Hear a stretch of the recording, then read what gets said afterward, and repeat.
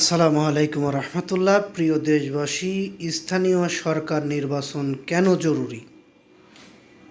কবে নাগাদ হতে পারে স্থানীয় সরকার নির্বাচন?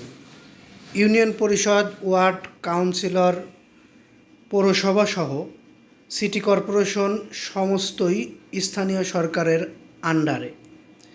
স্থানীয় সরকার নির্বাচন হলে দেশের আইন শৃঙ্খলা পরিস্থিতি আরও ভালো হবে, এটাই মনে করছেন বিশ্লেষকরা।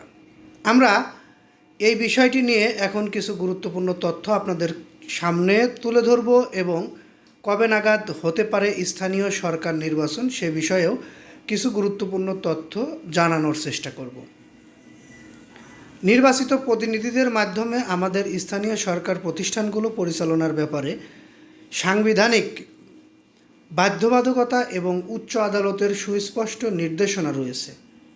তথাপি নির্বাচিত বিএনপি সরকার ক্ষমতা গ্রহণের পর 11টি সিটি কর্পোরেশনে এবং 42টি জেলা পরিষদে দলীয় প্রশাসক নিয়োগ দিয়েছে, যাদের অনেকেই ত্রয়োদশ জাতীয় নির্বাচনে দলীয় মনোনয়ন বঞ্চিত অথবা নির্বাচনে পরাজিত।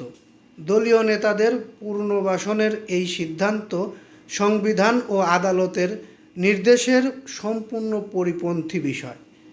বাংলাদেশের সংবিধানের 11, 59 ও 60 অনুচ্ছেদে স্থানীয় সরকারের বিষয়টি বর্ণিত আছে।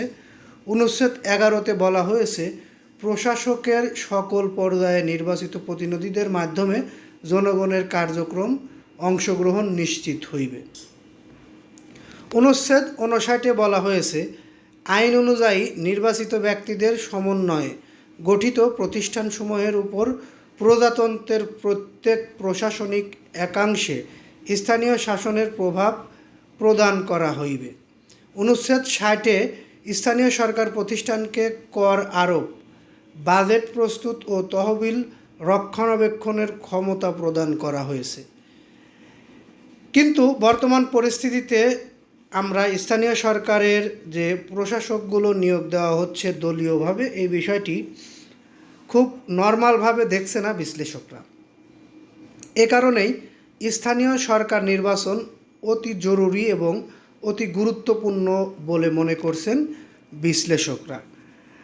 আপনি কোথা থেকে দেখছেন? আপনার ইউনিয়ন পরিষদ, আপনার ওয়ার্ড, আপনার পৌরসভা, আপনার কাউন্সিল এবং আপনার সিটি কর্পোরেশন এলাকা কেমন চলছে, কিভাবে চলছে, নির্বাচন হলে ভালো হয় কি না, নির্বাচিত সরকার আসার পরে স্থানীয় সরকার নির্বাচন দ্রুত দিতে পারবে কি না, এই বিষয়ে কোনো গুরুত্বপূর্ণ মতামত বা তথ্য থাকলে কমেন্ট বক্সে জানিয়ে যাবেন এবং আমাদেরকে যদি ভালো লেগে থাকে সাবস্ক্রাইব করে বেল বাটন অন করে রাখবেন। পরবর্তীতে এরকম ধরনের গুরুত্বপূর্ণ নিউজগুলো সবার আগে আপনাদের মাঝে পৌঁছে দেওয়া হবে।